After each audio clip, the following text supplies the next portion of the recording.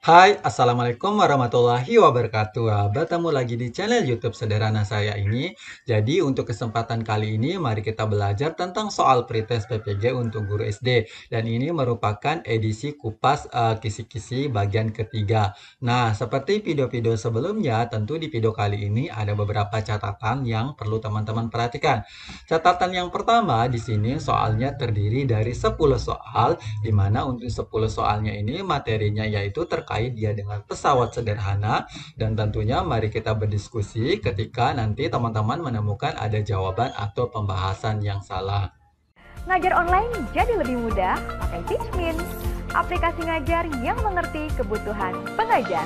Mau ngajar apapun, gratis! Yuk, download Teachmin di App Store dan Play Store sekarang. Gratis! Oke, sekarang kita langsung ke soal nomor satu. Nah, untuk soal nomor satu, perhatikan bidang miring pada gambar berikut. Nah, ini silakan teman-teman ada gambar nih dari nomor satu sampai dengan nomor 4. Untuk pertanyaannya adalah urutan keuntungan mekanis pesawat sederhana tersebut dari yang terbesar hingga yang terkecil adalah yang A di sini ada 2, 1, 3, dan 4, yang B 2, 3, 1, dan 4, yang C 2, 3, 4, 1, dan yang D adalah 4, 1, 3, dan 2. Nah, untuk soal nomor satu ini, kira-kira jawaban yang tepat yang mana? Oke, jadi untuk soal nomor satu ini, jawaban yang tepat adalah yang B, yaitu 2, 3, 1, dan 4. Nah, sekarang kita lihat nih uraian singkatnya supaya kita paham nih. Yang pertama kita mulai dari pengertian nih dari bidang miring. Pengertian dari bidang miring di sini merupakan salah satu jenis pesawat sederhana berupa bidang datar membentuk sudut tertentu atau lintasan yang miring yang digunakan untuk mempermudah memindahkan benda. Semakin landai bidang miring, akan semakin kecil nih gaya yang diperlukan. Namun lintasan yang dilalui semakin panjang. Sebaliknya nih, semakin curam suatu bidang miring, akan semakin besar gaya yang diperlukan. Tetapi lintasan yang dilalui menjadi lebih pendek. Nah, di sini ada tambahan uraian singkatnya juga, dan ini lebih jelas juga terkait dia dengan soalnya. Semakin tinggi bidang miring tersebut, maka keuntungan mekanismenya semakin kecil. Begitu juga sebaliknya, semakin rendah bidang miring tersebut, maka keuntungan mekanismenya ini makin besar. Oke, sekarang kita lanjut ke soal nomor 2. Nah, untuk soal nomor 2, perhatikan gambar berikut. Nah, di sini untuk pertanyaan gambar berikut adalah untuk menaikkan peti ke atas truk kedua pekerja menggunakan alat yang termasuk pesawat sederhana seperti pada gambar. Di antara keempat pesawat sederhana berikut yang prinsip kerjanya sejenis dengan alat di atas adalah apakah yang A, kemudian yang B, apakah yang C, atau yang D. Nah, untuk soal nomor 2 ini, silakan nih teman-teman nih perhatikan optionnya. Kira-kira nih jawaban yang tepat yang mana? Oke, jadi untuk soal nomor 2 ini jawaban yang tepat adalah yang D. Dan saya rasa untuk soal nomor 2 ini cukup mudah karena kita bisa tahu dari gambar dan optionnya ini. Nah, untuk lebih jelasnya sekarang kita lihat nih uraian singkatnya terkait dia dengan prinsip kerja dari setiap optionnya ini. Nah, untuk option A ini ternyata prinsip kerjanya adalah tuas, B juga termasuk prinsip kerjanya adalah tuas, yang C juga prinsip kerjanya tuas. Nah, sedangkan untuk D-nya ini tentu adalah termasuk prinsip kerjanya adalah bidang miring. Oke, sekarang kita lanjut ke soal nomor 3. Nah, untuk soal nomor 3, seorang siswa disuruh mengambil alat-alat seperti apa? Seperti pada gambar berikut. Nih ada nomor 1, 2, 3, dan 4. Nih silakan teman-teman perhatikan. Baru sekarang kita baca dengan terkait dia dengan pertanyaannya.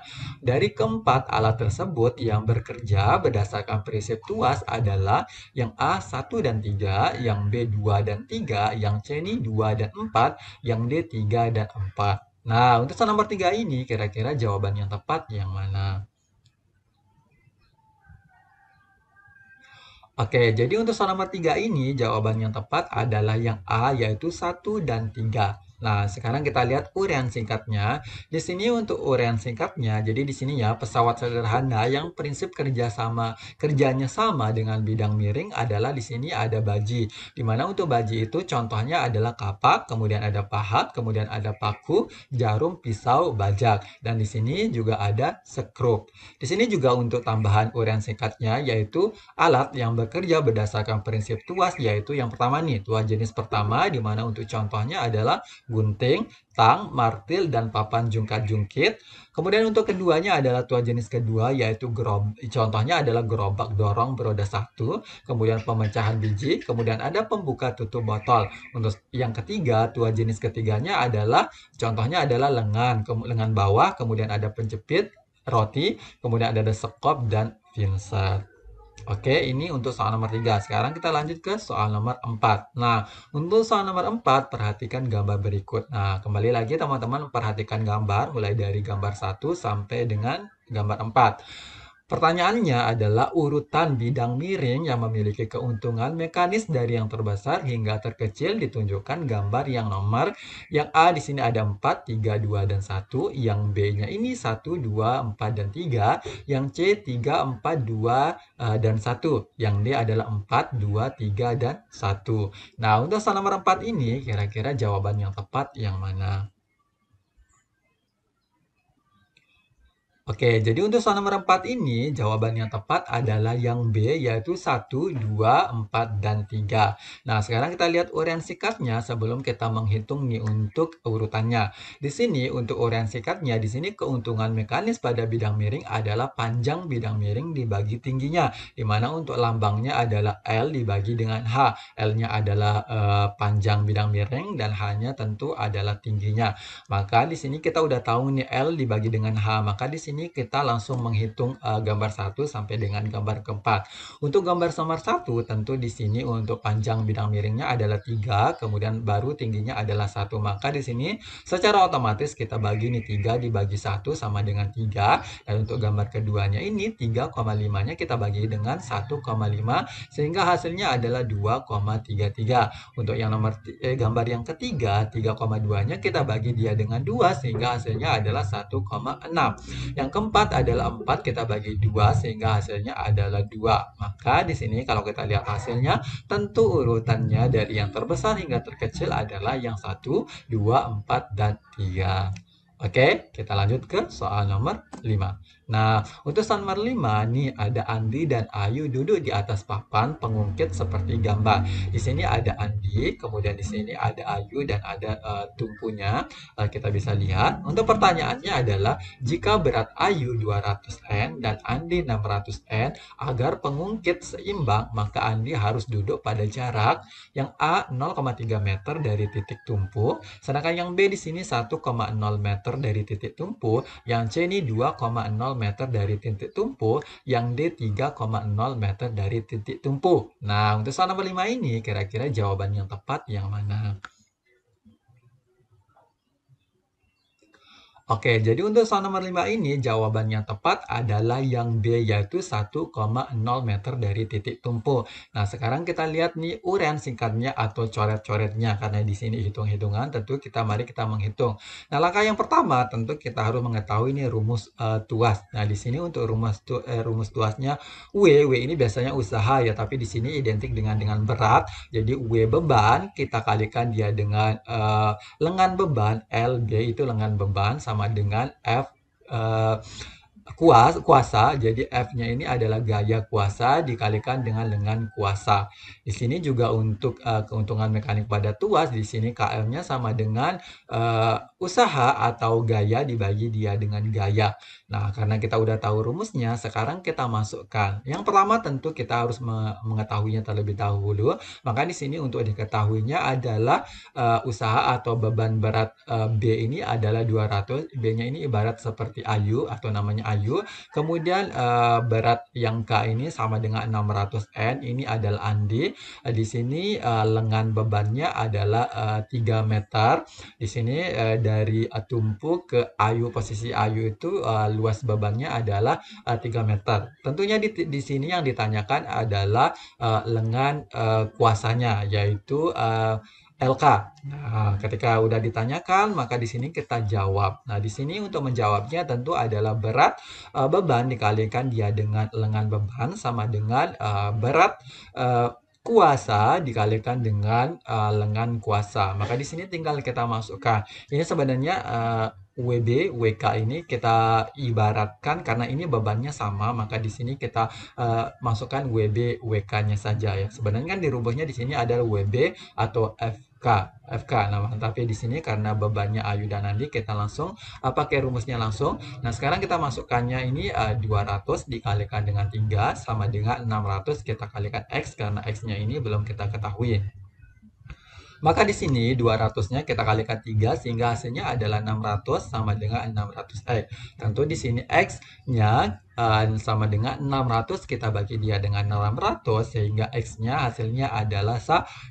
Maka Andi supaya dia seimbang tentu dia harus antara tumpu dengan jarak tempat dia duduknya itu harus 1,6 dari titik tumpu. Nah, sehingga nanti ketika dia duduk di 1 meter dari titik tumpu tentu maka ini akan seimbang. Oke, sekarang kita lanjut ke soal nomor 6. Nah, untuk soal nomor 6, ini berat Joko 400N dan Budi 500N.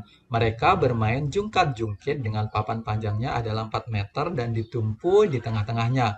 Joko duduk di salah satu ujung papan. Agar seimbang, Budi harus duduk pada jarak yang A 1,6 meter dari titik tumpu, yang B adalah 1,6 dari ujung papan, yang C 0,8 meter dari titik tumpu, yang D adalah 0,8 dari ujung papan. Nah, untuk soal nomor 6 ini kira-kira nih jawaban yang tepat yang mana? Oke, jadi untuk soal nomor 6 ini jawaban yang tepat adalah yang A, yaitu 1,6 meter dari titik tumpu. Nah, tentunya di sini teman-teman kembali ke soal nomor 5, ini ibaratnya posisinya seperti gambar nomor 5. Maka di sini tentu hal yang kita tahu adalah kita ketahui terlebih dahulu rumus, karena rumusnya udah saya jelaskan di soal nomor 5. Sekarang kita masukkan saja nilainya. Nah, yang pertama di sini diketahui adalah beratnya dari Joko itu adalah 400N, kemudian WB-nya ini berat budinya ini adalah 500N, sedangkan lengan dari Joko ini adalah 2 meter. Kenapa 2 meter? Karena di sini kan panjang papan itu kan 4 meter, kemudian posisinya adalah di tengah-tengah dari tumpunya. Maka tentu otomatis di sini 4-nya kita bagi kiri dan kanan itu menjadi 2 meter dan 2 meter. Maka di sini yang ditanyakan adalah lengannya si kuasa atau istilahnya adalah lengannya si Budi, tempat si Budi. Nah, di sini karena Budi belum duduk posisinya tepat, karena di sini kan berat mereka kan berbeda, otomatis nanti jungkat jangkitnya tidak seimbang. Maka di sini tentu kita cari adalah lengannya si Budi. Maka di sini yang ditanyakan adalah lengannya si Budi. Tapi di sini ditulis adalah lengan K ya. Oke, kita langsung masukkan aja di sini berat J atau Joko dikalikan dengan lengan si Joko sama dengan beratnya si Budi dikalikan dia dengan lengannya si Budi. Nah, di sini mari kita masukkan, berarti di sini 400-nya kita kalikan 2, kemudian sama dengan 500 kita kalikan X, karena X-nya kita tanyakan otomatis di sini belum diketahui. Maka di sini 400 kita kalikan 2 sehingga hasilnya adalah 800. Di sini 500 kita kalikan X maka 500X. Di sini X-nya di sini 800 kita bagi dia dengan 500 sehingga di sini hasilnya adalah 1,6. Nah, ini sebenarnya hasilnya adalah 1,6 ya, tapi di sini X-nya adalah 1 saya tulis ya.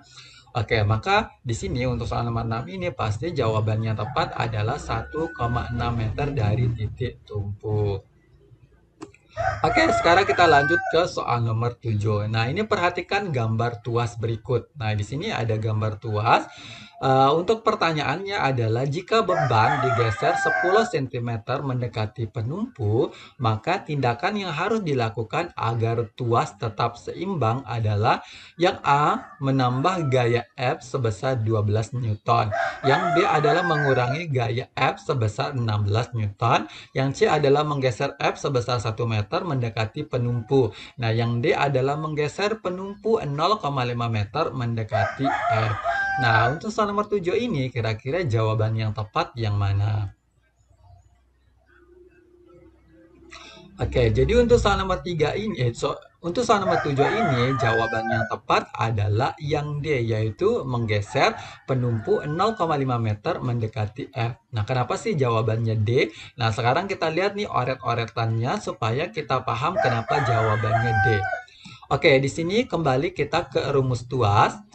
Tentunya di sini juga kita kembali juga tentang keuntungan mekanik pada tuas. Oke, ini kita langsung masukkan aja rumusnya. Karena di sini WB-nya adalah 400, kemudian tentunya lengan bebannya adalah 0,5, maka di sini X-nya, karena X-nya belum kita ketahui, maka kita tulis X, ini dikalikan dengan lengan kuasanya, yaitu 2,5. Maka di sini 400-nya kita kalikan dia 0,5, maka hasilnya adalah 200.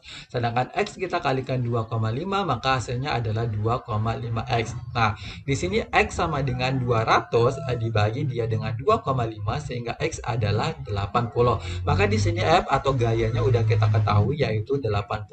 Nah, di sini bukan berhenti sampai di sini ya. Sekarang kita lanjut nih. Di sini yang ditanyakan adalah, maksudnya pertanyaannya adalah jika beban digeser 10 cm mendekati penumpu. Nah, berarti ini bebannya adalah 400 Newtonnya ini ketika kita menggesernya ini, maka perubahan tumpunya, jarak dari tumpu ke bebannya kan berbeda. Maka di sini kenapa saya menulis 50 dikurangi 10? 50-nya ini ibaratnya adalah cm. Ini satuannya adalah cm. Karena di sini 0,5 meter itu kan sama dengan satuannya adalah 50 cm. Baru di sini saya kurangkan dia dengan 10 karena kita geser mendekati. Otomatis ketika kita mendekati tumpunya maka kita menguranginya. Berbeda dia dengan nanti kita jauhkan dari jarak tumpunya maka nanti kita tambah. Tapi di sini karena mendekati penumpu maka di sini 50-nya kita kurangkan 10. Sehingga di sini hasilnya adalah 40 cm. Maka 40 cm-nya kita ubah ke meter sehingga hasilnya adalah 0,4 meter. Oke. Nah, sekarang kita udah tahu nih bagian 0,4-nya itu atau lengan bebannya setelah kita menggesernya 10 cm. Nah, di sini langsung saja kita masukkan untuk beban maksudnya usaha beban atau berat bebannya itu adalah 400. Kita kalikan dia dengan lengan bebannya itu 0,4. Ini sama dengan 80. Nah, 80-nya ini adalah gayanya, sedangkan yang dikalikan dengan X-nya ini X-nya ini ibaratnya adalah lengan kuasa. Kenapa sih kita belum mengetahui luas kuasanya? Sedangkan di sini kan udah ada nih 2,5. Di sini karena kita menggesernya otomatis ketika kita menggeser 10 cm nanti dia tidak bakalan seimbang. Makanya ini perlu kita ketahui nih kira-kira lengan kuasanya ini berapa sih? Apakah perlu kita mengurangkannya nanti atau apakah tumpunya perlu kita geser dan sebagainya ini ya.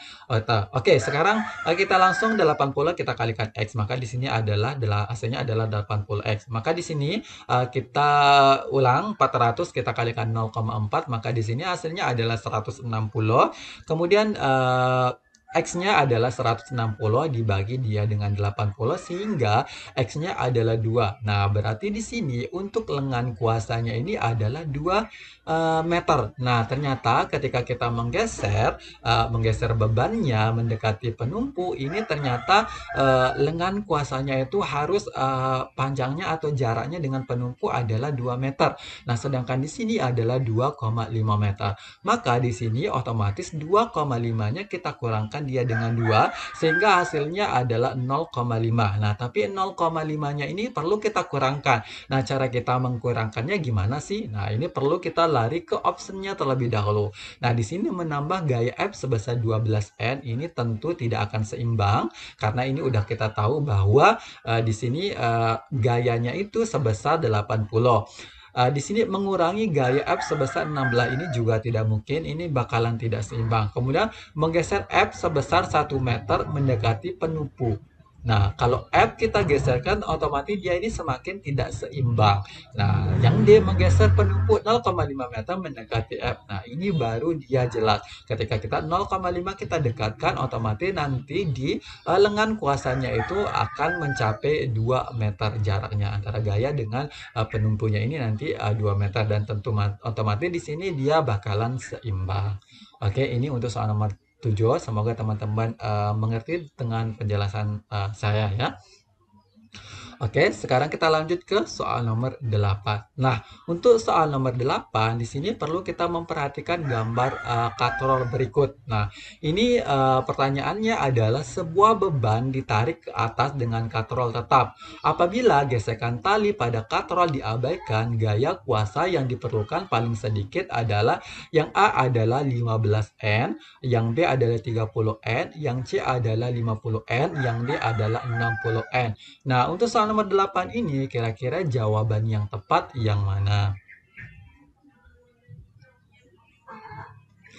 Oke nih, jadi untuk soal nomor 8 ini jawaban yang tepat adalah yang C, yaitu 50N. Kenapa sih jawabannya C 50N? Nah, sekarang kita lihat nih ureannya atau oret-oretnya. Jadi di sini perlu kita ketahui ini ada beberapa katrol model katrol ya. Ada katrol yang tetap, kemudian ada katrol yang bisa digerakkan, kemudian ada katrol yang sifatnya majemuk. Dan ini perlu kita tahu tentang keuntungan mekaniknya, karena setiap keuntungan mekaniknya dari katrol tetap atau katrol majemuk itu berbeda. Nah, di sini karena soalnya adalah tentang katrol tetap, maka keuntungan mekaniknya adalah 1. Nah, di sini untuk kita jawabnya perlu kita mengetahuinya nih bahwa W-nya adalah 50.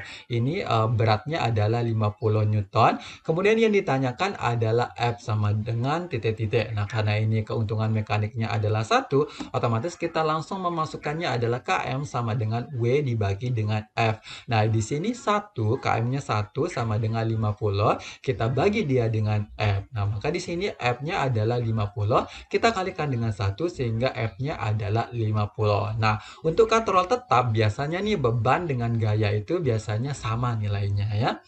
Oke, sekarang kita lanjut ke soal nomor 9. Nah, untuk soal nomor 9, perhatikan gambar katrol berikut. Nah, di sini silakan teman-teman perhatikan katrolnya ini ada masanya yaitu 50 kg. Di sini untuk pertanyaannya adalah, jika massa benda 50 kg, hitunglah gaya yang diperlukan untuk mengangkat benda tersebut. Anggap percepatan gravitasi di tempat tersebut 10 meter per sekon. Nah, untuk optionnya ini adalah yang A 200, yang B 250, yang C 300, dan yang D adalah 350. Nah, untuk soal nomor 9 ini, kira-kira nih jawaban yang tepat yang mana?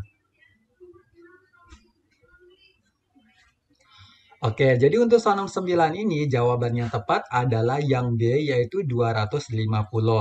Nah, kenapa sih jawabannya 250? Nah, sekarang kita lihat nih urean-ureannya atau coret-coretnya supaya kita paham. Nah, perlu teman-teman memperhatikan di sini tentunya kita menggunakan rumus keuntungan mekanik katrol tetap, yaitu KM-nya adalah 1, dan di sini juga perlu kita ketahui bahwa ada keuntungan mekanik katrol yang dapat bergerak. Nah, jadi ini perlu kita membedakannya, di mana untuk katrol yang bergerak itu yang di bagian yang ini. Jadi teman-teman nih harus bisa membedakan kira-kira mana katrol yang tetap dan mana katrol yang bisa bergerak. Nah, di sini untuk katrol yang bergeraknya yang di bagian yang ini, di mana untuk keuntungan mekaniknya itu adalah nilainya adalah 1. Sedangkan untuk mekanik atau katrol yang dapat bergeraknya ini yang di bagian yang ini, di mana untuk keuntungan mekaniknya itu adalah nilainya 2. Maka di sini ini yang pertama ini katrol yang bisa bergerak itu adalah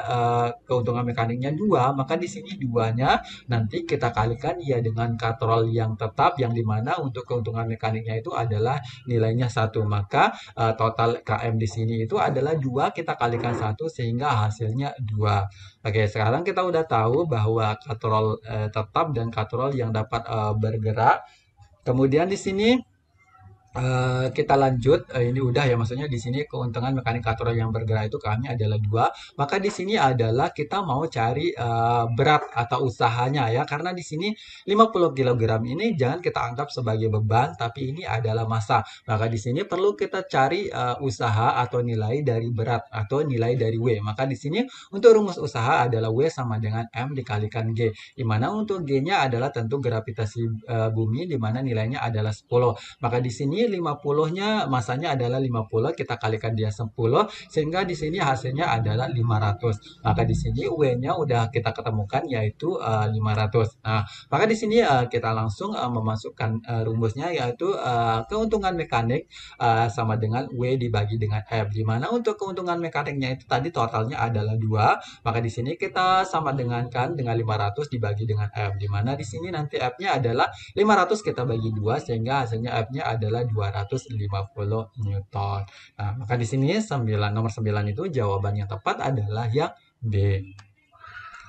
Oke, nah sekarang kita lanjut nih untuk soal nomor 10 ini kembali terkait dia dengan katrol. Nah, perhatikan gambar katrol berikut. Nah, di sini berapakah gaya yang diperlukan untuk menarik beban? Nah, di sini bebannya adalah 600 Newton. Di sini bebannya 600 Newton ya, yang tadi untuk nomor 9 itu kan masanya menggunakan kilogram ya, maka di sini Newtonnya itu tentu ini langsung kita ke W-nya. Nah, untuk optionnya yang A adalah 10 Newton, yang B 20, yang C adalah 30, yang D adalah 40.